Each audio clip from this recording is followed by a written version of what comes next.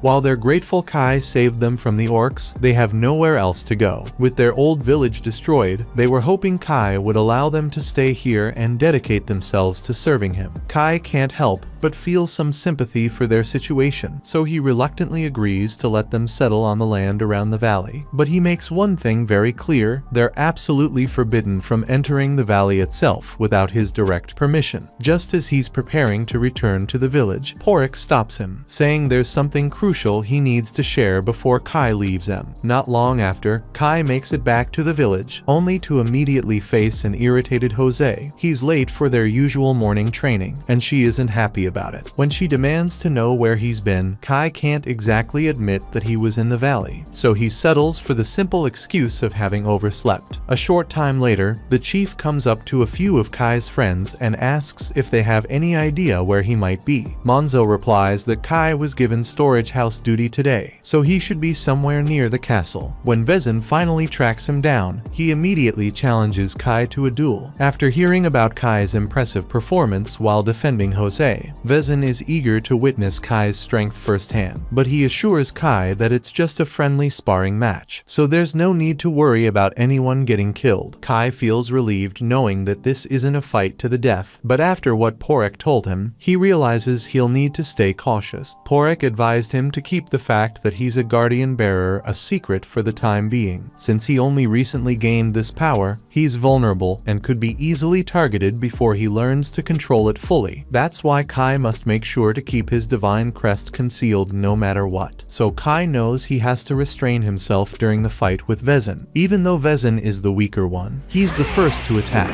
prompting Kai to leap aside and evade each incoming blow. However, as the battle heats up, Kai starts getting too fired up, causing his divine crest to appear. He quickly pulls himself together and manages to suppress it, making the crest disappear. But with the duel still underway, Kai pushes forward and lands a strike on Vezin with his spear. Unfortunately, Vezin's durability is so extreme that when Kai strikes him, the spear snaps in half, leaving Kai no choice but to fight empty-handed. To his credit, Kai refuses to back down, but this determination leads to him getting brutally kicked away. The impact knocks him out, leaving him gasping and unable to continue. Luckily for Kai, Vezin seems content with how the fight played out and doesn't press further. He reaches out a hand to help Kai back to his feet, and having taken a liking to him, he declares that starting tomorrow, he will personally take charge of Kai's training. Kai isn't exactly thrilled about the idea, but he knows he can't turn down an offer from the chief. Jose is impressed that Kai managed to hold his own so well against her father, but Alha doesn't share the same sentiment, still viewing Kai as nothing more than an ordinary commoner. Meanwhile, Jose is already caught up thinking about her next training together. Once Vezin heads off, Monzo and the rest of Kai's friends come by to check on him, and after making sure he's alright, they burst into laughter since he ended up training with Vezin. With both Jose and Vezin constantly pulling him in every direction, Kai hasn't had the chance to leave the village for quite some time, but tonight, he finally gets the chance to slip away. Kai makes his way back to the valley, feeling excited to return, but then he notices a house and immediately gets upset, thinking the Korras moved in even after he warned them the area was off limits. But when he goes to investigate, he finds out it was only Eru. Although Kai had forbidden the Korras from entering the valley, Eru had never actually left. On top of that, she had been getting ready for Kai's return, and even brings out a plate of food she prepared just for him. Kai was on the verge of telling her to leave, but then he catches sight of the food she prepared, and suddenly, he no longer has any objections to Aru staying in the valley. Aru inquires if he enjoys the meal she made, and Kai responds by saying it's delicious. However, beyond just the taste, this is the biggest portion he's ever had the chance to enjoy. He almost finds himself wishing he could remain here indefinitely, since the servings he gets back in the village are typically very small. The next day, Kai is surprised because when he heads to the buffet to collect his daily meal, he's handed a fairly generous portion. The woman explains that she's giving him extra because he's been putting in a lot of effort recently. Kai appreciates the additional food, but his friends grow envious and question why he's the only one receiving special treatment. In response, she points out that they've been slacking all day, so if they want bigger portions, they'll need to start working harder for it. Meanwhile, across the buffet, Elsa is busy serving other villagers, but she's so distracted staring at Kai that she ends up piling way too much food onto this guy's plate. Now, she has to try and talk him into giving the extra portion back. In the coming days, Kai persists with his nightly ritual of slipping out of the village to monitor the valley. While there, he chooses to assist Aru in constructing a house. However, completing it in a single day is impossible, so he begins by chopping a tree using his energy blade. The next morning, he returns to the village and spends the day training with Jose. Then that night, he goes back to the valley to continue building. He gets used to coming and going without anyone noticing him, and he really enjoys life in both villages. One day, Kai and his companions are assigned the task of relocating a massive boulder to clear room for new fields. Despite their collective efforts, they're unable to move it even slightly. Noticing their struggle, Vezin steps forward to lend a hand. For now, everyone clears a path for him, and Vezin grabs the boulder, moving it with all his might, even for someone with Vezin's immense strength. A boulder of this size is no easy task. Yet, after a few moments of effort, he finally pries the massive rock free from the earth and even manages to raise it above his head. With the obstacle removed, the land is now clear for farming, and this new stretch of fertile soil means the village of Lag will thrive like never before. Seeing this, Vezin can't help but feel satisfied. Watching Vezin in that state inspires Kai to strive to become a great guardian bearer like him. So that night, while he's in the valley, Kai begins practicing with his powers and tries to make a flower bloom. But regardless of how much energy he channels into it, the flower refuses to react. Although Kai is physically strong now, there's still so much he has to learn before he can truly consider himself a rightful guardian bearer. The next morning, Kai returns to the village, and normally no one wakes up this early in the morning. But today, Kai runs into Elsa in the flower fields. He asks her why she's up so early, and she explains that she just wants to admire the flowers while they are in bloom. Kai never really noticed the flowers much before, but even he has to acknowledge how lovely they look. Elsa mentions that these blossoms remind her of the ones from their childhood village, the place where they both grew up. Kai seems puzzled by her comment, so Elsa continues, explaining how, even as their village burned, they still made an effort to save the flowers. It takes Kai a moment, but he soon recalls that Elsa was also from his original village. Elsa is upset that Kai failed to recognize her, given she was by his side when their village was destroyed. Kai comments that he was very young at the time, so many of his memories remain unclear. Kai might not have noticed Elsa, but she has certainly been observing him, and she finds it remarkable that he managed to gain Vezin's notice. Yet, Kai explains to her that he still has much to improve, as he considers himself weak compared to Vezin. He has a great deal to learn if he hopes to grow stronger, since that's the only path to his survival. Elsa recalls Kai saying those exact words on the day their village was engulfed in flames, but Kai's memory is still a little hazy, so she begins to recount what took place. As all the villagers were trying to flee, a gorilla suddenly ambushed them, and since none of them had any combat skills, they were basically helpless and on the verge of being massacred. But without hesitation, Kai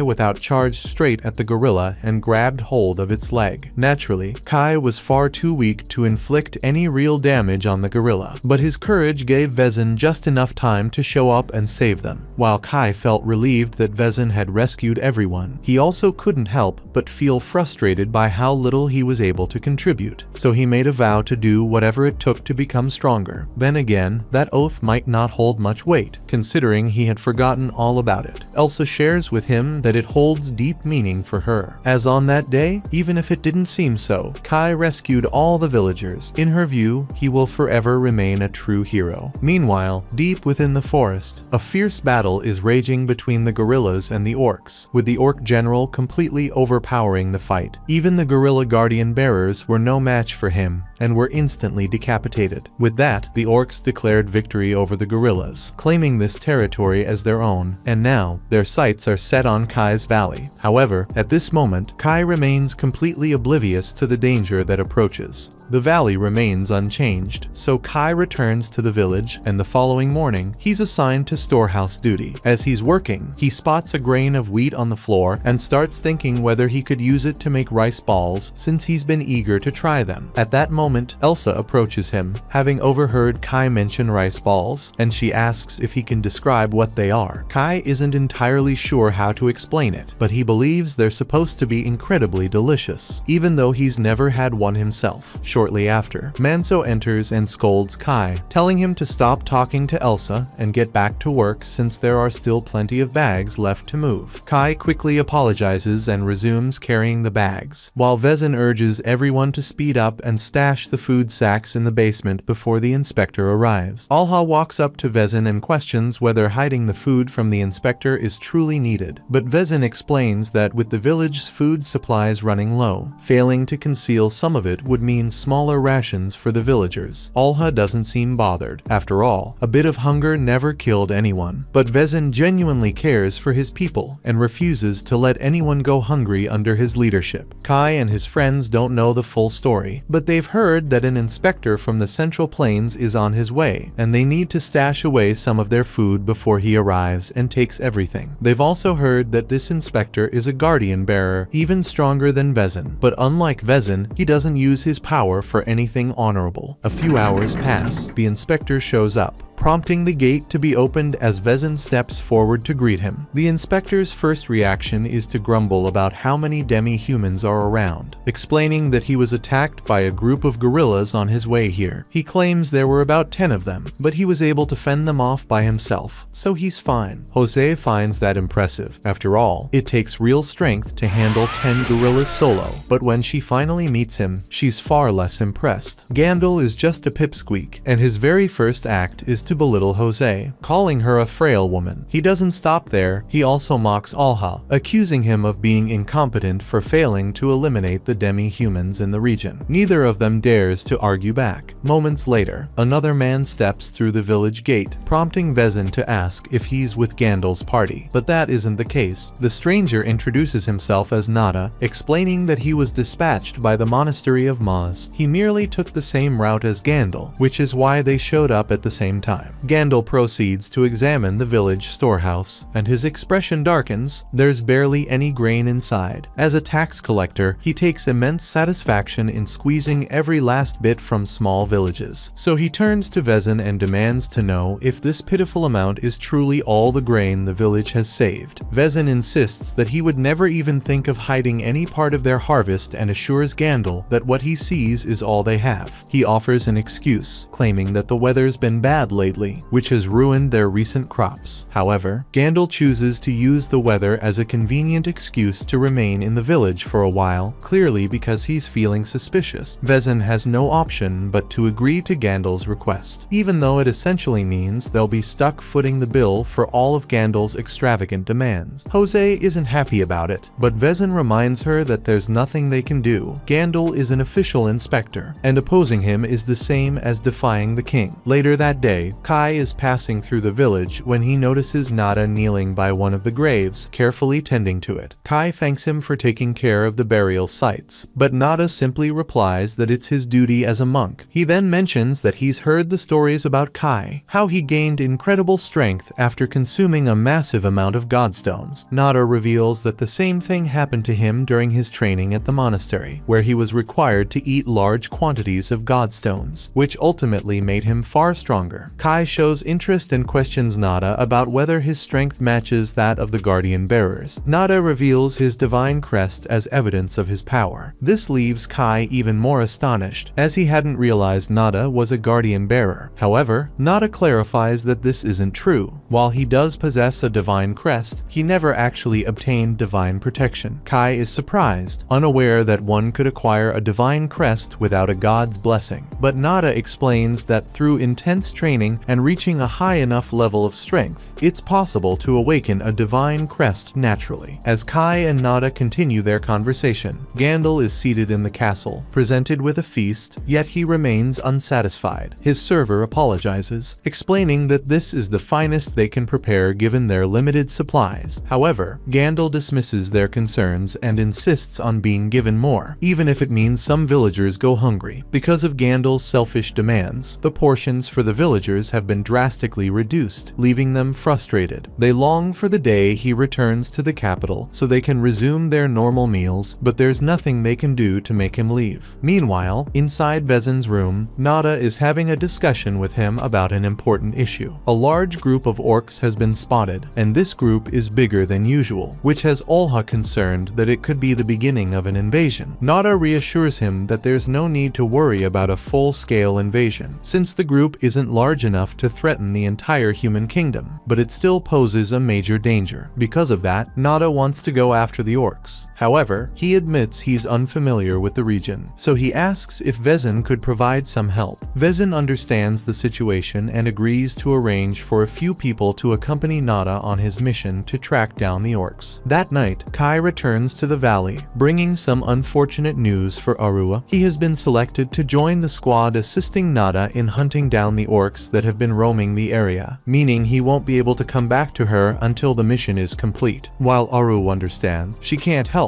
but fear that if Kai leaves, he might never make it back to the valley. Still, Kai reassures her, no matter what, he will return. After all, as the guardian bearer of this valley, protecting it is his responsibility. Kai then makes his way out of the valley to meet up with Porek. He tells him that he'll be tracking down a band of orcs that have appeared nearby, and Porek speculates they might be searching for the ones Kai took out a few days earlier. Kai agrees it's a possibility, but he isn't too concerned. He's ready to deal with whatever the orcs bring his way. The following morning, while Gandalf continues to lounge around, a squad is dispatched to pursue the orcs that Nada is searching for. Olha and Vezin observe the group as they head out, though Olha feels it wasn't the best decision to assign Jose to this mission. Under normal circumstances, Vezin would have chosen Olha, but he now has to deal with the guerrillas that allegedly attacked Gandalf on his journey here. On top of that, Kai is accompanying her, and since Vezin has faith in him, he's confident that Jose will be fine. At that moment, Elsa comes rushing out of the gate, eager to give something to Kai. She tried her hardest to recreate the rice balls Kai mentioned by using wheat, and she wants him to taste them. Kai expresses his gratitude for the kind gesture, and strangely, just looking at the rice balls makes him think of his mother, even though he's been an orphan his entire life in this world. Then, Manso calls out to Kai, urging him to get moving. So Kai thanks Elsa once more and tucks the wheat balls into his shirt to save for later. The group then heads out, and after traveling for a while, they come across a horrific scene. There are dozens of dead apes and orcs scattered all over the place, and Nada believes that the orcs they are chasing must have gotten in a fight with the gorillas. However, there are a lot more ape corpses than there are orcs, but it looks like the orcs won the battle. But Kai has no idea why the orcs would do something like this. Jose mentions to Kai that they might be after the same thing as Nada, since she overheard part of his conversation with Vezin and Olha the previous night. Though she didn't catch everything, just then, Nada approaches, and since both Kai and Jose are curious, he decides to explain. He reveals that he's here because of an ancient prophecy. The prophecy speaks of a mighty god destined to emerge in these lands, and Nada's mission is to locate this god and its gravestone before anyone else can seize it. Legend states that whichever race secures the god will gain unimaginable power, so he absolutely cannot let the demi-humans get to it first. Kai questions questions what sort of god they're dealing with, prompting Nada to explain it's an untamed spirit, bound by no one's will. Its power is beyond measure, and it doesn't distinguish between good or evil. As Nada speaks, Kai reflects on recent events in the valley, slowly realizing the god Nada seeks might actually be him, but he can't tell them about it. The group keeps moving forward, and after some time, they stumble upon a village that has been completely destroyed. Kai suspects the orcs may be responsible for the devastation, and it doesn't take long before he's convinced it was indeed their doing. Jose quickly dashes ahead, determined to assist any villagers who were attacked. Nada cautions her that it might be dangerous down there, but she insists she can't just stand by while people are in need. Once they arrive at the village, they discover that a lot of the homes have been destroyed, and there are a few dead Uzels on the floor over there. The Uzels are a quiet and peaceful species, so they aren't hostile towards humans, but whatever did this definitely was. Kai spots an orc axe on one of the fences, so everyone is immediately put on guard, and they tell Jose that they should get out of here before any more orcs show up. Still, Jose believes there's a chance some of the Uzels might have survived, so she refuses to leave until she's thoroughly searched the village for any remaining survivors. Nada agrees they should investigate the village as well, though his main interest lies in examining the local land god. With that in mind, Manso instructs Kai to accompany Nada while the others stay behind to protect Jose. As Jose and the others walk through the village, they discuss how strange this situation is. The village is completely empty, yet the damage to the buildings is minimal. Normally, orcs would cause much more destruction if they were going to attack a village like this. Just then, Jose notices some blood on the ground, and the trail leads over to a house, so she thinks there might be an injured Uzels inside. Meanwhile, Kai and Nada make their way into the village shrine to examine the gravestone of the local god. Since it's quite dark inside, Nada chooses to use his spiritual energy to produce some fire, but Kai quickly cautions him not to attract too much attention, as orcs could be nearby. Nada finds it odd how calm Kai remains, since most people would be shocked to witness someone conjure fire out of thin air. He starts to wonder if Kai has encountered a technique like this before, but Kai can't really admit that he too knows how to wield fire, so he simply says he heard about it in a story. Still, Nada doesn't seem entirely convinced. Back above ground, Jose approaches the house and calls out to whoever might be inside, assuring them she means no harm. But when she opens the door, all that greets her is the lifeless body of an orc.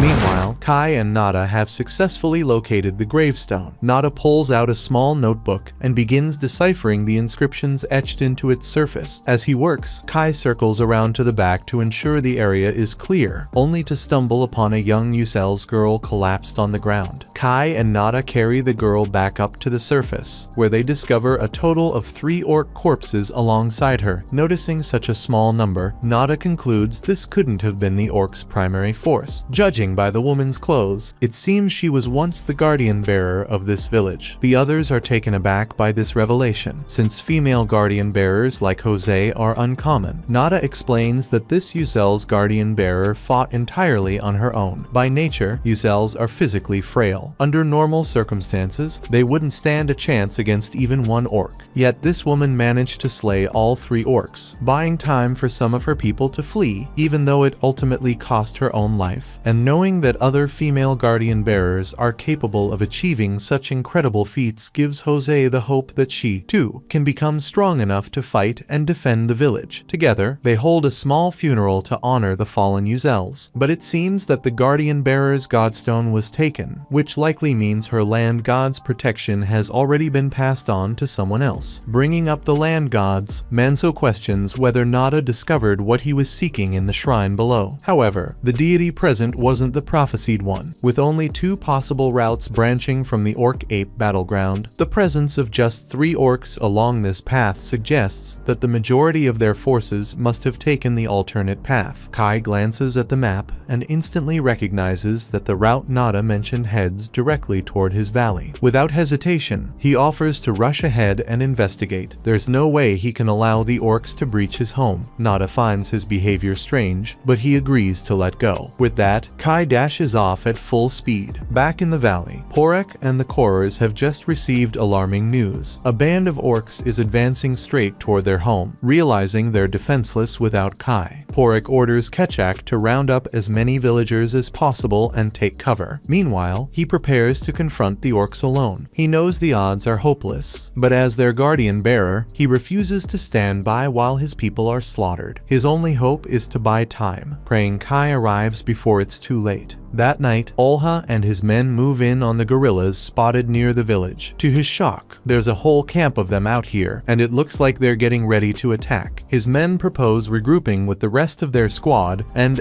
launch an attack later, but Olha refuses to delay any longer. His men attempt to hold him back, pointing out that their numbers are too few to take on all the guerrillas, but Olha pays no attention. It wouldn't be so bad if his concern was the guerrillas striking during their retreat, but Olha's real motivation for charging into battle is his desire to win Gandalf's favor. Luckily, none of the others support his reckless plan, so in the end, Olha concedes and agrees to fall back to the village, regroup, and then launch their assault on the guerrillas. Meanwhile, the other group has made camp near the ruined village, and Kai's friends are beginning to wonder whether he was able to locate the orc horde or not. They're stuck waiting until Kai comes back and informs them of the orcs' location. But it's already been a while, and they're starting to get concerned about Kai's safety. Jose grows particularly anxious, and she begins questioning whether she should have joined Kai after all. The thought even crosses her mind to chase after him, hoping to reach him in time, but the others insist she can't. Their duty is to ensure Jose's safety above everything else, and Kai would never approve of her risking herself for no purpose. Nada approaches Jose and reassures her there's no need to be so concerned. Kai is an exceptionally skilled warrior, meaning he likely won't fall out there. At this point, all they can do is have faith in Kai's abilities. Still, after saying this, Nada announces to the group that he's making his way up to the hill's peak. One of the guards asks why he's heading up there, and Nada replies that he's going to pray. That's all he can do in this situation. But the truth is, he's actually going to use a secret technique that lets him monitor Kai's movements. Somehow, Nada can't shake the suspicion that Kai understands far more about the Valley God than he's letting on. Nada sits down to meditate, and soon, two radiant eyeballs materialize above him. He then dispatches these floating eyes into the forest to track down Kai. Meanwhile, Kai himself is sprinting at full speed, desperate to reach the valley before time runs out. As he races forward, he spots countless orc footprints pressed into the dirt, every single one leading directly toward the valley. Suddenly, Kai catches the sound of rustling from a nearby bush. Then, just seconds later, a figure leaps out and lunges at him with a knife. Kai instantly pulls out his own blade, fully prepared to strike down his assailant, until he recognizes it's only Ketchak. Moments later, the rest of the Korers emerge, and Kai feels a wave of relief that it wasn't an orc ambush. But confusion quickly follows. Why are the Korers even here? Porik clarifies that they detected orcs advancing toward the valley, so they came to scout their movements and, if necessary, slow them down. However, according to Kai, they didn't need to go through all of that. As the guardian bearer of the valley, protecting it is his duty. But Ketchak argues that he and the other Korers also have every right to defend the valley, since they've established their new village around it. They refuse to leave it behind. Kai is pleased to hear that the Korers will stand with him, but just at that moment, a loud noise erupts nearby.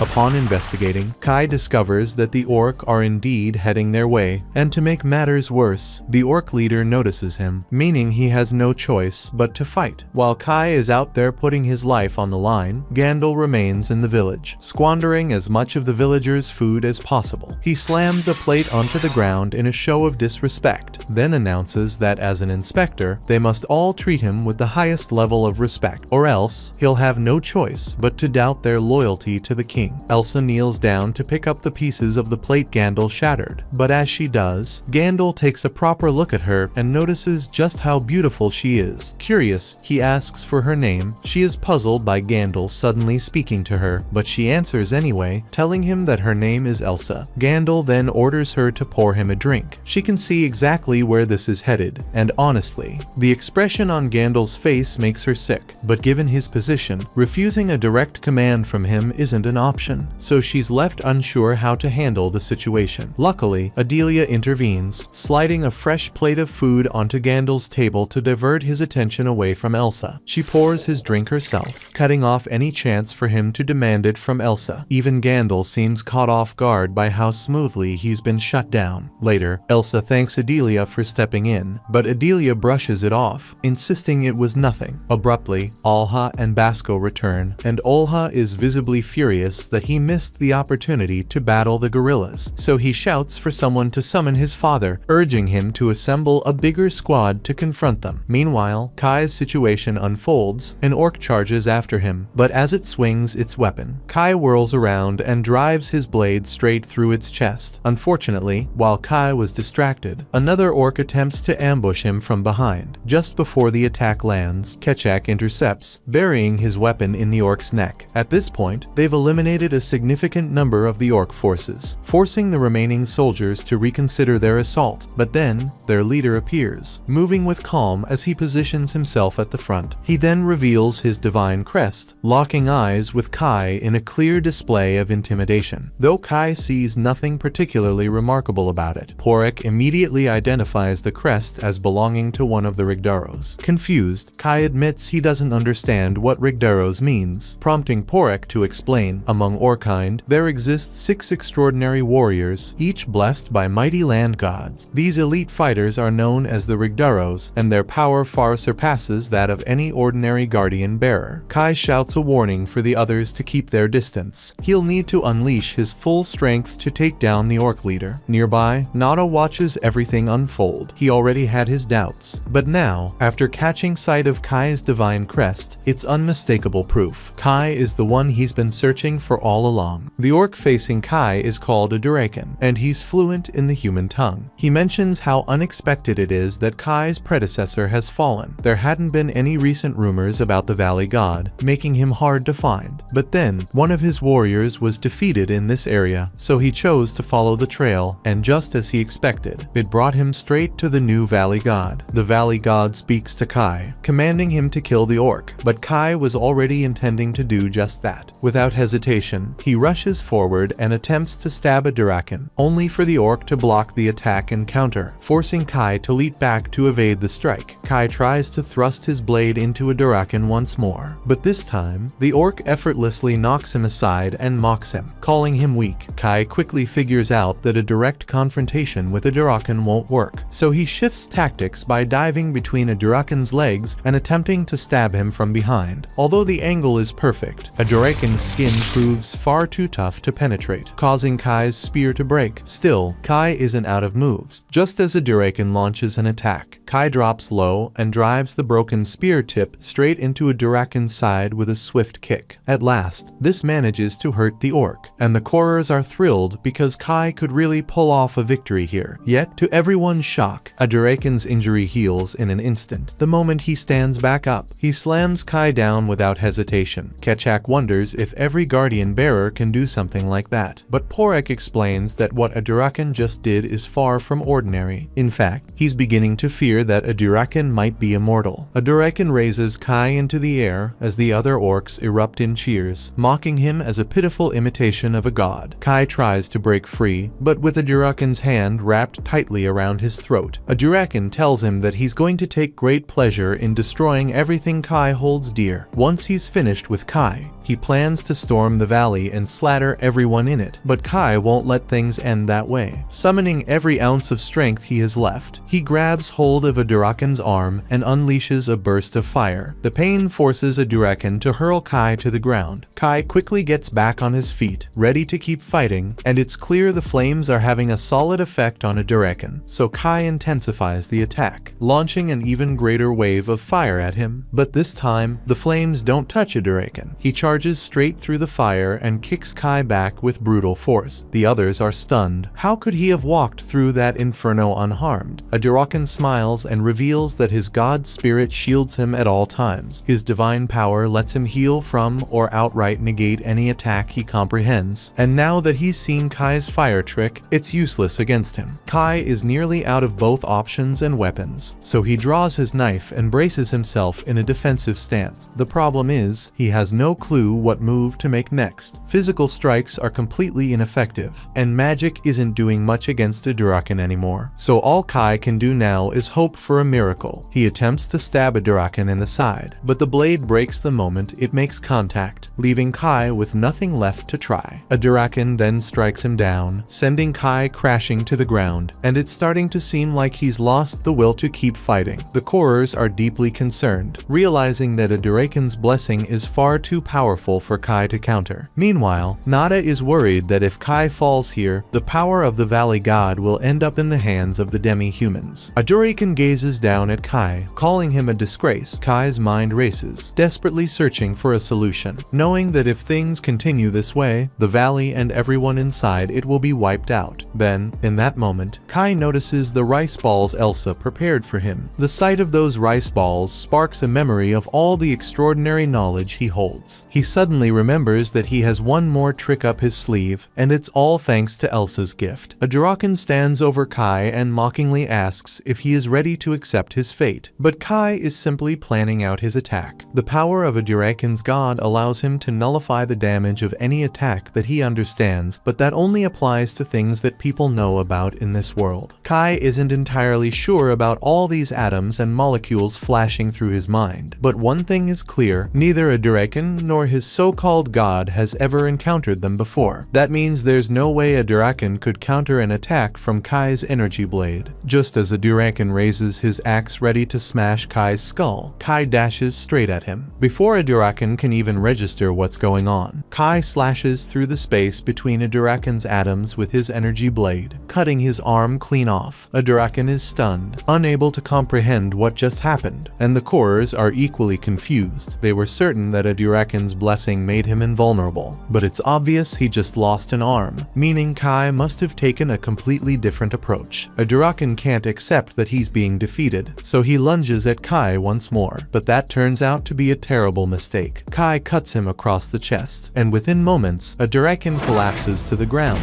taking his final breath. Nada witnessed everything, completely stunned by what Kai just did. Not only does he wield fire magic, but he also used a type of magic Nada has never encountered before. Now, Nada knows he has to be careful. Back in the destroyed village, Manso stands watch beside Jose when, without warning, she crumples to the ground. Manso tries to figure out what's happening, until he and the rest notice the deep, ugly wound on her leg. The injury looks serious. Meanwhile, in the forest, Kai has just claimed a Duraken's godstone, and the remaining orcs can only watch, their faces filled with complete disappointment. Yet, they understand they're no match for Kai, so they stay back, keeping their distance. Kai consumes a Duraken's godstone, and since a Duraken's god was immensely powerful, the energy Kai gains from the stone is extraordinary. His power starts surging outward, so intense that it sends all the orcs fleeing in fear, and it's a good thing they ran off, because a moment later, he collapses to the ground, knocked unconscious by the overwhelming surge of new energy, and Porek has no idea what's going on.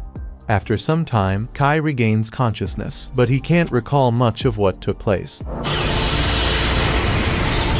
Curious, he turns to the Korers for answers, yet they're just as puzzled as he is, since everything went blurry after a sudden gust of wind blew through the area right when Kai consumed a Duraken's godstone. Porek suspects the cause may lie in the overwhelming power of a Duraken's land god. He thinks that when Kai absorbed a Duraken's strength, it might have provoked the deity. That strong gust of wind was probably the land god's furious scream, but Kai never imagined that a god's power could trigger something so intense. Now, he finds himself unsure of how to handle the immense strength he's acquired. For the time being, he makes his way down to the stream to rinse the blood from his clothes. After finishing that, he turns to Porek and asks if he noticed anything unusual during the battle. Kai had been too focused to catch all the details, but he couldn't shake the feeling that someone had been observing him. Porek sensed it as well, though he chose to disregard it since there didn't seem to be any hostility. Still, the fact that someone had their eyes eyes on Kai remains unsettling. Kai is ready to return to the others now, so he says his goodbyes. But before setting off, he pauses for a quick lunch. He pulls out the rice balls Elsa prepared for him, and it strikes him that he'll have to find a way to thank her once he's back. Without these, he might not have made it. They might have saved his life. Kai finally returns to the group, and the moment Manso sees him, he alerts Kai that something's wrong with Jose. Without hesitation, Kai hurries over to her and spots the strange mark on her leg, though he has no idea what could have left it. Just then, Nada arrives and mentions that he's seen this mark before, but instead of explaining right away, he first questions Kai about what happened with the orcs he was pursuing. Kai attempts to dismiss Nada's question, insisting they should concentrate on helping Jose first, but Nada presses for an answer, refusing to let it go. Kai lies, claiming he tracked down the orcs only to discover someone else had already killed them. Nada clearly sees through his lie, but exposing Kai out here wouldn't benefit him. Instead, he suggests that if the orcs are truly dealt with, they should focus on getting Jose back to the village for proper treatment. They set off without delay. As they're transporting Jose, Nada notices something suspicious. Kai's shirt is stained with blood. He points this out, remarking how strange it is since Kai insisted he didn't fight the orcs. Kai quickly fabricates an explanation, claiming he must have brushed against one of the dead orcs by accident. The group finally makes it back to the village, but upon arriving, they realize it was assaulted during their absence. As Kai steps through the gates, he spots the troop leader Basco holding one of the wounded men in his arms. Kai approaches him to find out what exactly took place. Basco tells him that the village came under attack from an overwhelming number of guerrillas, but thanks to Vezin's intervention, they managed to push them back. Even so, as is clearly visible, the village suffered heavy damage from the assault. Kai dashes to the refuge area, where everyone who lost their homes has gathered, and calls out for Elsa, praying she survived the attack. To his relief, Elsa's voice echoes from down the hall.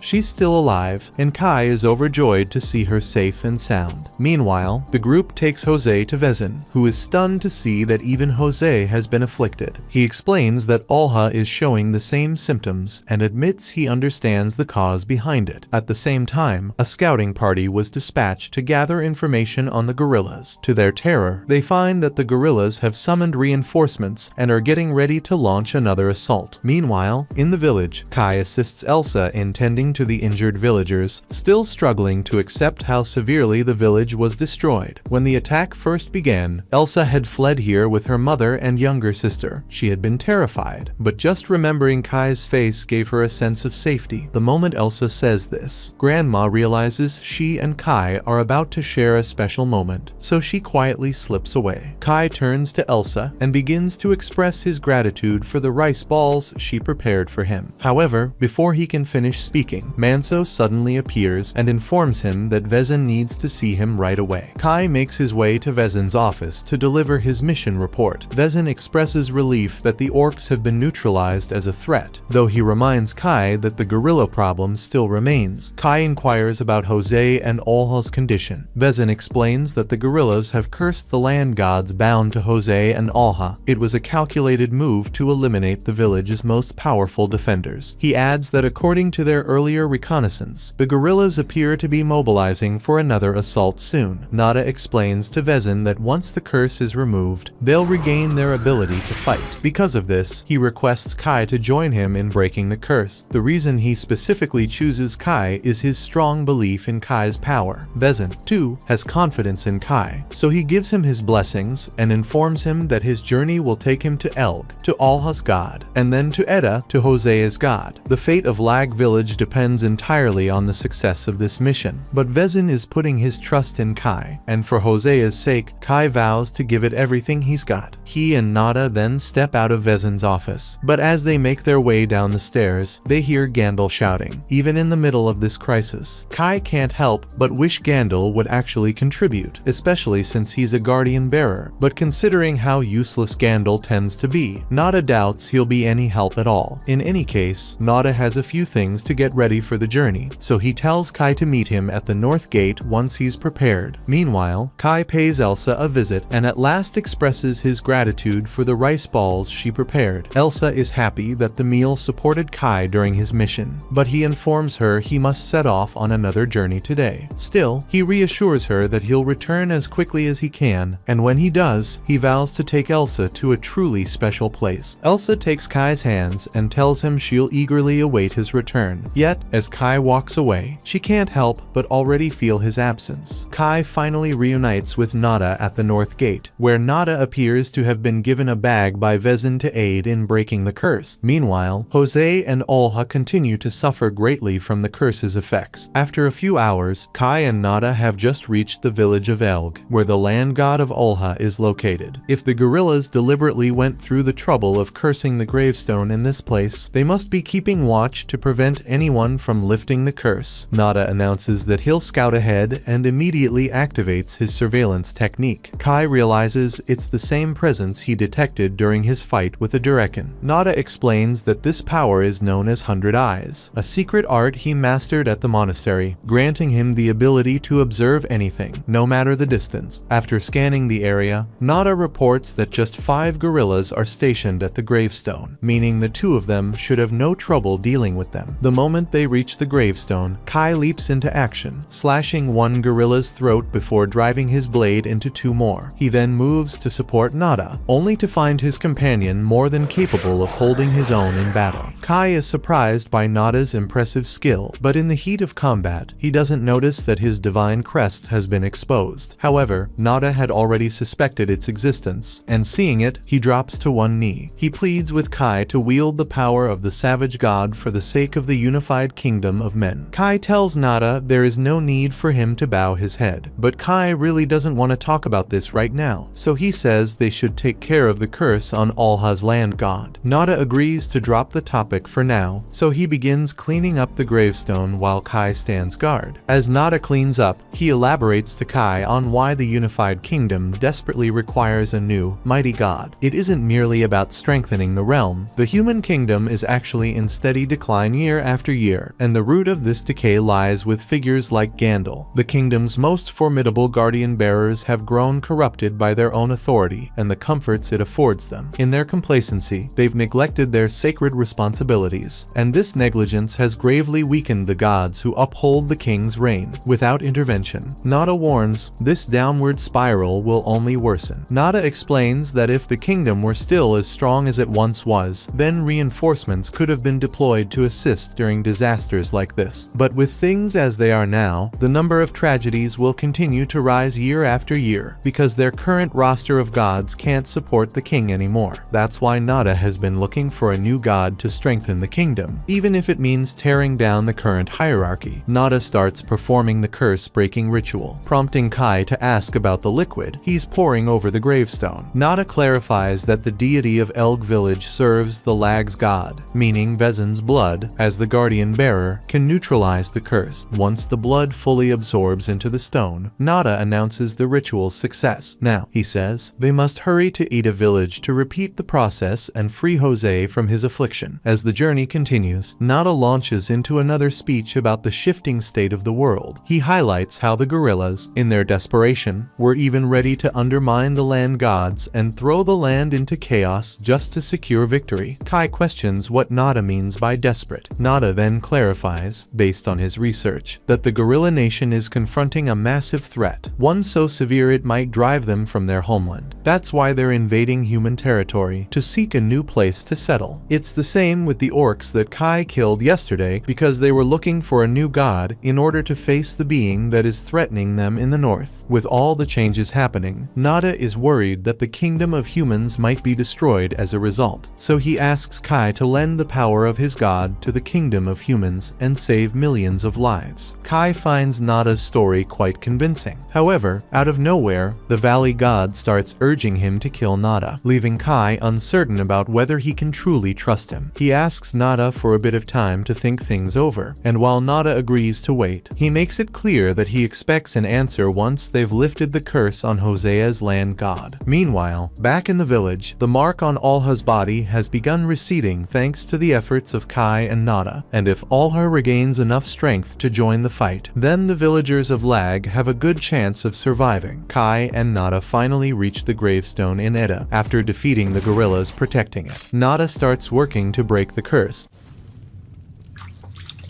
Meanwhile, Kai steps outside for a walk, reflecting on the power he now holds. He's been unsure about how to use it. If it's for a noble purpose, like saving lives, perhaps that's the right path. Still, he can't figure out why the Valley God was so furious with Nada. At that moment, Nada steps outside and questions whether Kai has reached a decision yet, but Kai remains uncertain. Nada attempts to convince him, explaining that by joining the kingdom's mausoleum, he would earn the God King's favor, and with it, a tremendous boost in power, enough that rescuing the people of Lag would be effortless, especially those Kai holds dear, like Elsa. That makes sense. But Kai also feels responsible for people beyond the village, including the Korers, who have sworn their loyalty to him. Yet Nada insists that he must leave the Korers behind. Kai demands an explanation. Nada then clarifies, the kingdom's mausoleum refuses to accept lowly demi-humans, regardless of their peaceful nature. Humans stand above all, and mingling with other species is simply unthinkable. Kai insists that the Korers are anything but lowly, but Nada brushes off his words. Instead, he urges Kai to dedicate his power solely to humanity, no one else. But if those are the kingdom's conditions, Kai declares he has no choice but to decline. As a guardian bearer, his duty is to defend his land god and all who dwell within its domain. Abandoning the Korers is simply not an option. Nada questions whether anything might sway Kai's decision,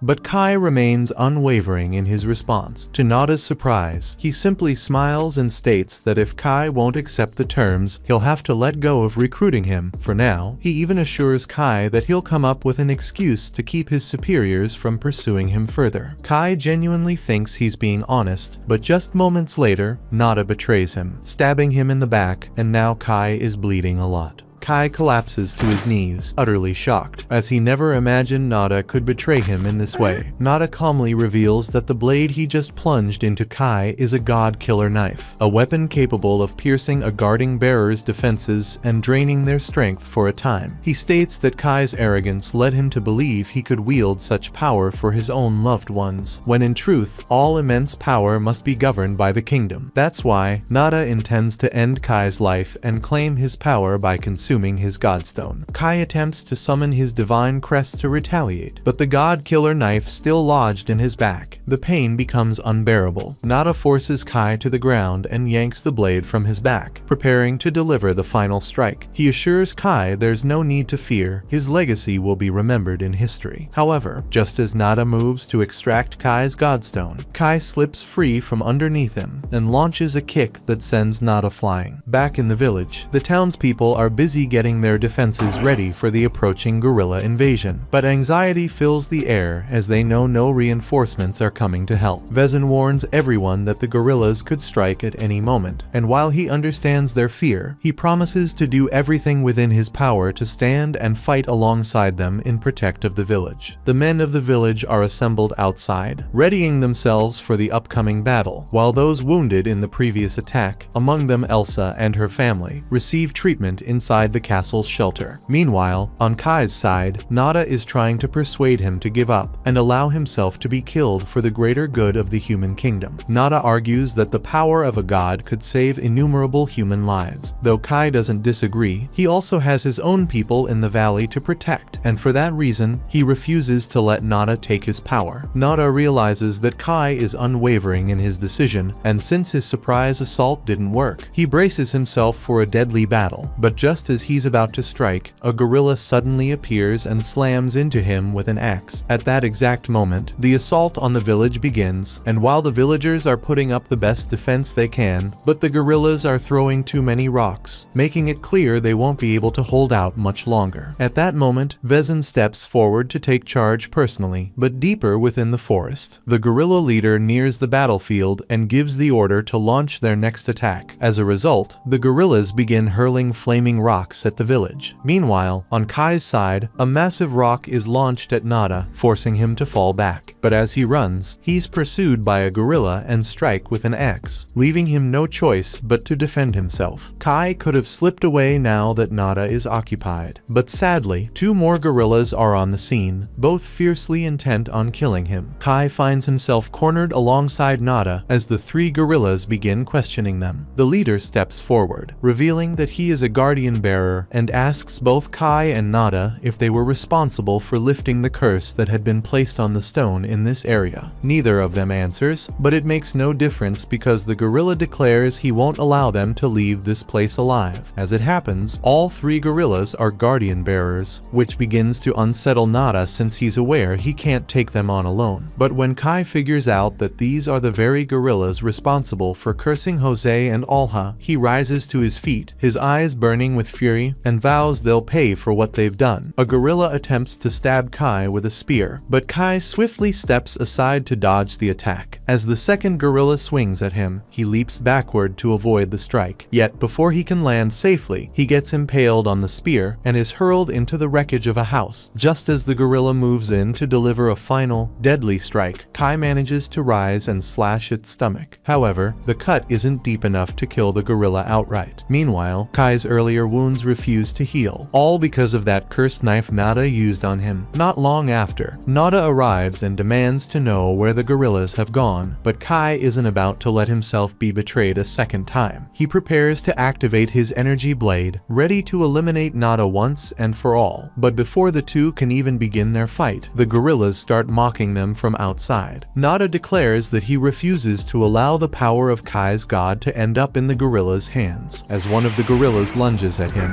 Nada warns them not to underestimate his strength, spinning his staff rapidly to block their strikes. But it turns out he wasn't as powerful as he believed. After just a few brutal blows from the ape, he's sent crashing to the ground, completely defenseless. The gorilla looms over him, lifting its axe for the killing strike. Yet, at the very last moment, Kai leaps into action and rescues him. Nada can't believe Kai would actually help him after what happened between them earlier. But just then, another gorilla charges in, spear aimed straight for Kai. Without hesitation, Nada repays the debt, summoning his flame magic to create chaos and buy them both time to flee. When they finally reach safety, Nada turns to Kai and asks why Kai would rescue someone who'd literally just tried to murder him. Kai mentions that his body seemed to move on its own, which Nada finds amusing. Yet, at the same time, Nada is beginning to grasp why the arbitrator god decided to bestow such immense power upon Kai. Meanwhile, the gorillas have started scouring the area for the two of them, and it won't be long before they're discovered. Nada insists that they must devise a plan immediately. The odds aren't in their favor, but Nada steps closer to Kai and assures him that if he follows his directions carefully, they both might just survive this. Kai questions Nada, asking if he's certain about helping him, because if Kai makes it out alive, nothing would stand in his way if he decided to kill Nada afterward. Nada admits he wouldn't even hold it against Kai if that happened, but that's an issue to worry about another time. Right now, Nada still hasn't had the opportunity to witness the full extent of Kai's power. Though Kai doesn't trust Nada, he realizes he doesn't have many options left, so he reluctantly agrees to follow Nada's plan. With the gorillas closing in on their hiding place, Kai dashes out to distract them while Nada slips away to find a safer spot. Despite their massive size, these gorillas are especially threatening due to their uncanny ability to blend into their surroundings, making it nearly impossible for Kai to track their exact position. But that's when Nada steps in, activating his 100 Eyes technique to detect the gorillas' locations and alerting Kai just before they strike. Thanks to Nada's warnings, when one of the gorillas attempts to ambush Kai, he spots it in time and swiftly cuts its head instantly. Nada then alerts him to another attacker descending from above, so Kai simply stands his ground and slices it in two with his energy blade. Nada is stunned by Kai's incredible skill, but in his awe, he loses focus on his surroundings, allowing the last gorilla to sneak up on him. Despite Nada's desperate efforts to defend himself, the gorilla manages to stab him through the chest. Nada lets go of his weapon and collapses to the ground, just as the gorilla believes victory is his. Kai comes crashing down from above and cuts it cleanly in half. The battle is officially over, or at least Kai's part is, because with that spear piercing through his lungs, I doubt Nada is going to hold on much much longer. Back in the village of Lag, Olha has finally shaken off the curse's effects and rises to his feet, though he's clearly confused since he has no idea what caused the change. Right then, he hears a disturbance outside and quickly realizes it must be the gorillas, prompting him to try getting out of bed to join the fight. His maid, Akui, tries to stop him, knowing he's still in poor condition, but Olha insists he can't wait any longer. He orders her to bring him a sword and a fresh set of clothes, and since it's a direct command, Akui has no choice but to comply. Meanwhile, Kai is doing everything he can to ensure Nada makes it through, so he pulls him into a house and attempts to give him one of the gorilla's godstones. Nada can't help but laugh at how hard Kai is striving to keep him alive after all that's gone down, and while drinking a godstone would usually be enough to fix most injuries, here it just wouldn't make a difference. Nada explains to him that the gorilla's spear destroyed part of his godstone, and there's no way to repair something like that. His sight is already starting to blur, so he tells Kai that this is where his journey ends, but Kai won't give up so easily. He remembers that he possesses healing magic, so he desperately attempts to use it to save Nada, yet no matter how fiercely he struggles to seal the wound, nothing changes. Nada realizes that Kai is using a healing miracle, and he's stunned that Kai has gained such an ability in addition to his invisible blade. He tells Kai that he's gone beyond the limits of an ordinary human, and that's precisely the kind of strength the world requires at this moment. Nada has already come to terms with his fate, so he urges Kai to stop wasting his efforts on healing him. With a trembling hand raised toward the sky, he begs forgiveness from his high priest for failing in his mission to recover the god. But he has no regrets because he got to witness the arbitrator god's phenomenal power firsthand. Nada then closes his eyes one final time, and as if on cue, rain begins pouring down on Kai. Meanwhile, back in the village, Jose finally regains consciousness, disoriented because her last memory was passing out in Yuzel's village. Yet now she finds herself in her father's room. Suddenly, a loud crash echoes from outside, and moments later, Akui rushes in to see if she's alright. Jose demands to know what's happening, and Akui quickly explains that the gorillas have launched an attack on the village. Akui also delivers a message from Vezin. He's instructed that if the situation turns dire, Jose must escape the village to guarantee her safety. The words sting Jose deeply. While she knows her father only wants to protect her, it pains her that even now, he doesn't believe she's strong enough to stand beside him in battle. Jose steps out of her room and is met with a crowd of people packed into the hallway. She turns to Akui and demands an explanation. Akui replies that Vezin ordered all the women and children to take shelter inside the castle until the fighting ends. But that wasn't Jose's real question. What she wanted to know was why these people were being left to wait in the cramped corridor. Jose raises her voice and tells everyone that they can use her room, and they should feel free to use anything inside it as well. She also assures them that the Moloch family will fulfill its duty and defeat the gorillas, so they don't need to panic. Meanwhile, two soldiers burst into Gandalf's chamber to alert him about the gorilla invasion, only to find the room empty. One suggests that maybe Gandalf went out to join the battle, but the other immediately scoffs at the idea, knowing full well how lazy their leader truly is. If anything, he probably took off the moment the fighting broke out. And the soldier was correct, because at this very moment, Gandalf is rushing out toward the village gates. Suddenly, a rock comes flying straight at him, and Gandalf panics. It seems all those stories about Gandalf being more powerful than Vezin were nothing but lies. The truth is, he's nothing more than a fraud, and the only reason he ever held any authority was because he'd been hiding behind Nada's strength this whole time. On top of the wall, Elsa has been delivering food to the soldiers to help replenish their energy. She apologizes for not being able to prepare something better, but the soldiers deeply appreciate her kindness. Just as Elsa is about to go back down to gather more food rations, she notices Gandalf attempting to open the front gate, and she starts to wonder if he's heading out to join the fight against the gorillas. But then she overhears him saying he needs to get back to the capital right away. He insists they open the gates at once, but the men have been struggling for some time and just don't have the strength to do it. Finally, Gandalf notices there's a crank for the gate, so he begins turning it to open the gates himself. When the others see what he's doing, they rush down to try and stop him. They warn Gandalf that opening the gate now could let the gorillas inside, but he doesn't give it a second thought. Rather than listening, Gandalf chooses to drive his blade into the soldier captain's stomach. panic, then tells everyone to back off and leave him alone. Nobody had ever liked Gandalf much in the first place, but now that he's murdered one of their comrades, they're ready to swarm him. But before they can act, Gandalf seizes Elsa and uses her as a human shield to keep them at bay. He doesn't give a damn about this village or what happens to it. His only concern is saving his own skin. The moment his carriage pulls up, he slashes the rope to release the gates. Still keeping Elsa as his prisoner, Gandalf makes his escape, completely abandoning the village to its fate. So, the moment the gorillas notice the gate is open, they walk straight through, ready to destroy everything. As the gorillas walk through, all the remaining soldiers have no choice but to fight, though most stand little chance against the gorillas. Seeing this, Vezin leaps down from the wall to come to their rescue. He takes down 3 of the gorillas with ease, but many more remain, making survival in this fight far from guaranteed. Meanwhile, Kai races back to the village at full speed, aware that even Vezin's presence won't be enough to hold off the entire gorilla troops. He still hasn't figured out the right way to wield his power, but one thing is certain: he's determined to protect the village, and that's exactly what he intends to do. Back in the village elders receive the alarming news that the main gate has been breached, a disastrous turn of events. Yet, Vezin is there, fighting to hold back the gorillas. Strangely, this only deepens their concern, as they suspect the gorillas' true target is Vezin's Godstone. Meanwhile, Gandalf is leaving behind the chaos he created, fully aware that the village of Lag is doomed. Still, he takes satisfaction in having successfully kidnapped Elsa for himself. But Elsa has other plans, refusing to let him lay a hand on her, and with a sharp kick, she sends him stumbling back. Back in the village, Vezin is beginning to struggle under the relentless assault of the gorillas. But then, Manso and the remaining soldiers devise a clever plan. They paint divine crests on their faces, pretending to be guardian bearers, though they're still just ordinary soldiers. The gorillas don't realize that, and their confidence wavers. That brief moment of hesitation is all Manso, and the others need to strike and take the gorillas down. Now that the gorillas inside have all been dealt with, the remaining soldiers attempt to seal off the main gate to prevent any more from entering. Although they succeeded in sealing it quickly enough to halt further gorilla advances, the creatures are now making another attempt to smash their way in. This means it's just a question of when, not if, they'll break through. Manso and the rest urge Vezin to step back and allow them to take control of this zone themselves. They can't afford to put him in danger. Flynn points out that Vezin and the land god are essentially one and the same, so his survival is crucial. As long as he remains unharmed, the village can always be restored in time. At the same time, Kai is nearing the village at last, but the overwhelming swarm of gorillas leaves him stunned. Soon, the gorillas spot Kai, and they immediately charge straight at him to strike, but Kai stands firm, prepared for battle. Back in the village, Vezin briefly considers running away, but then he remembers all the people he promised to protect, and he can't bring himself to abandon them. So he tells Flynn to go check on Jose and Alha, making sure the gorillas don't reach them, while he stays behind to hold the line and fight. Eventually, the gorillas break through the gate, forcing Vezin and the other soldiers to prepare for battle. At first, Vezin has no trouble overpowering the ordinary gorillas, but now guardian bearers have joined their ranks, making the fight much harder for him. Slowly making his way onto the battlefield, Alha limps forward. Even in his current condition, he can't just stand by as the village faces this attack. When the other soldiers notice Alha has arrived, a wave of relief washes over them, with another guardian bearer joining the fight. They might actually have a chance now. As soon as Alha joins the fight, he manages to slash one of the gorillas clean in half with his sword, but because of his weakened state, he tires out almost immediately. When he goes up against one of the gorilla guardian bearers, his blade fails to cut through its neck, and the force of the clash sends him crashing to the ground. Just as the gorilla moves in to deliver the final blow to Alha, Jose leaps in at the last moment, intercepting the attack with her shield. She forces the gorilla back, but the impact sends waves of pain through her still healing body. She lets her shield fall and grips her spear tightly, ready to face the gorilla head-on. Though she lacks the raw strength of Alha or Vezin, her speed more than makes up for it. The gorilla can't even follow her movements. Before the beast knows what's happening, Jose launches herself into the air and cuts its head with a single. Her triumph sends a surge of confidence through the soldiers, reigniting their determination as they charge back into battle. With Vezin, Alha, and Jose fighting side by side, they finally overpower the remaining gorilla guardian bearers. Vezin gazes at Jose with pride, surprised by how skilled a fighter she has become. However, one of the wounded gorillas warns him that even a few additional guardian bearers won't be enough to protect the village. Their king is just beyond the gates. A flicker of concern crosses Vezin's mind, and oddly, the remaining gorillas surrounding the village have stopped attacking, though they don't seem to be withdrawing either. Curious, Vezin moves to the door to get a better view, and to his astonishment, he spots Kai tearing through the gorillas with nothing but his bare hands. Vezin has no clue how Kai is pulling this off, but it's clear he's more than able to deal with the gorillas outside. So Vezin calls out to Kai and tosses him his spike club, giving him a proper weapon to wield. Kai grabs the club mid-air and, with it in hand, starts tearing through the entire gorilla army. Manso and the others witness everything happening, completely stunned by what they're seeing. They always knew Kai was strong, but this kind of power is on par with a true guardian bearer. Vezin isn't entirely sure what's behind Kai's incredible strength, but with him battling alongside them, victory over the gorillas seems certain. Within just a few minutes, Kai has already wiped out the majority of the gorillas, showing no signs of stopping. Realizing they're completely outmatched, the king and the remaining gorillas turn and retreat into the forest. With their enemies gone, the battle is officially won, and the soldiers erupt into cheers of celebration. Now that the battle has ended, Olha approaches Akui and inquires about her thoughts on the fight. Akui commends Olha's combat abilities, remarking that it's because of him the village was protected. Though Olha played a significant role, Olha understands the real hero was Kai, the very boy he once dismissed as nothing more than a commoner. Since everyone witnessed Kai wielding his divine crest during the battle, he decides to conceal his power by claiming he merely painted the crest on, pretending to scrub it away. Right at that moment, Vezin approaches Kai and questions him about Nada's whereabouts, only for Kai to respond with unfortunate news. He explains that while he and Nada were breaking the curse in Ida village, 3 guardian bearer gorillas ambushed them. Kai leaves out the detail of Nada's betrayal, but the crucial fact remains: Nada lost his life to one of the gorillas, and Kai couldn't do anything to prevent it. Vezin is surprised to hear this since he knows Nada was as strong as a guardian bearer, so he wonders how he could have lost. Kai then tells him that one of the apes mentioned the attack on the village, and as soon as he learned of it, he rushed over as soon as he could to help. But as a result, he never got to give Nada a proper burial. Vezin says he understands, and he will send a small team to find Nada's body so they can take care of it. At that moment, Elsa's younger sister approaches Kai and asks if he's seen her anywhere. Kai is surprised. He hadn't realized Elsa was missing, as the last time he spotted her was during the evacuation to the castle. Just then, Manso steps forward and tells that when Gandalf retreated during the attack, he seized Elsa and took her away in his carriage, but with everyone occupied fighting off the gorillas, no one had been able to pursue him. As soon as Kai hears this, he takes off running in the direction Gandalf went because he has to rescue Elsa from him. But Manso wonders how Kai intends to catch up to a carriage that has such a huge head start. Meanwhile, inside Gandalf's carriage, he gazes out the window to assess whether the coast is clear. His assistant reassures him, explaining that this region isn't known for gorilla activity, so there's no cause for concern. Gandalf then asks about the estimated time to reach the capital, to which the assistant responds that they still have a journey of 1,000 kilometers ahead. Covering that distance will take some time, so Gandalf decides to amuse himself by playing with Elsa to pass the hours. However, before he can act on his intentions, a chilling presence suddenly scares him. Sensing something rapidly closing in on the carriage, he activates his guardian bearer abilities to sharpen his sight, only to spot Kai charging toward him at full speed. Gandalf quickly snatches a bow and arrow, aiming to take Kai down before he gets within striking distance, but Elsa won't allow it. She pushes him, throwing off his shot. Gandalf is enraged, so he takes out his sword to teach Elsa a lesson. But a moment later, the carriage begins to shake because the horses can feel Kai's pressure, and it's scaring them. The driver eventually loses control, and the whole carriage crashes after hitting a rock. The impact sends Gandalf tumbling to the ground as the horses escape in panic, the driver chasing after them. Kai rushes to the carriage, desperate to check on Elsa, only to be met with a horrifying sight. She's been stabbed by Gandalf. Gently lifting her out, he tries to heal her wounds with his magic, but the damage is far too severe for his powers to take effect. Meanwhile, Gandalf suffers several broken bones from the crash, but with his guardian bearer power, he's able able to heal himself and stand back up. But now he has to deal with Kai. Kai approaches Gandalf and angrily asks if he was the one responsible for stabbing Elsa. Sensing that he's no match for Kai, Gandalf immediately begins making excuses, insisting that the blame isn't his. In fact, he claims that Kai himself is the reason Elsa got hurt. At first, Kai refuses to believe him, convinced it's just another lie. But then Gandalf elaborates, saying that Kai's overwhelming energy frightened the horses, making the carriage overturn, and in the chaos, he unintentionally stabbed Elsa. For a moment, Kai's rage wavers as he begins to question whether he truly is at fault. But then he recalls that Gandalf was the one who kidnapped Elsa, so the blame still falls on him. Desperate, Gandalf urges Kai to take a breath, warning him that assaulting an inspector won't go unpunished. But Kai couldn't care less about Gandalf's rank or authority. Without hesitation, he seizes him by the throat and throws him violently to the floor. Gandalf starts defending himself, claiming he did nothing wrong after all. It's only natural for the strong to dominate the weak, and someone like Kai, a mere commoner, should never have wielded such power in the first place. But his words only make things worse. Fed up with Gandalf's excuses, Kai reaches into his chest and tears out his godstone. Though he's finally taken revenge for what Gandalf did to Elsa, the victory feels hollow because he still has no idea how to save her. Just then he notices that he can save her by giving her Gandalf's godstone to consume. Since it came from a guardian bearer, it should to provide her with sufficient energy to recover. Yet, the moment Elsa swallows it, something horribly unexpected happens. Her body starts convulsing in pain. Kai doesn't understand what happens, and his limited knowledge about guardian bearers leaves him clueless about what's really going on. Right now, his only hope is to get Elsa to Porek and find out if he can do anything to help. But as Kai races through the forest, several gorillas observe him from the shadows. Eventually, he reaches Porek and explains everything, desperate to understand what's happening to Elsa. Porek's response is clear. Giving her Gandalf's godstone was a terrible mistake. It's true that consuming a godstone can aid in healing, but if the godstone comes from the same species, it can cause dangerous poisoning if proper measures aren't followed. In the worst case scenario, Elsa could die from the toxin, but there's still hope to save her. Porek immediately starts getting things ready to make Elsa puke the godstone. Meanwhile, Kai steps out of the tent to give Porek room to work, but as soon as he's outside, he notices 3 gorillas heading his way and instinctively prepares to defend himself. Kai demands to know if they've come to assault his village, but to his astonishment, the gorillas all drop to their knees in reverence, recognizing the sacred crest of the god Kani. They humbly request that he accompany them back to their territory.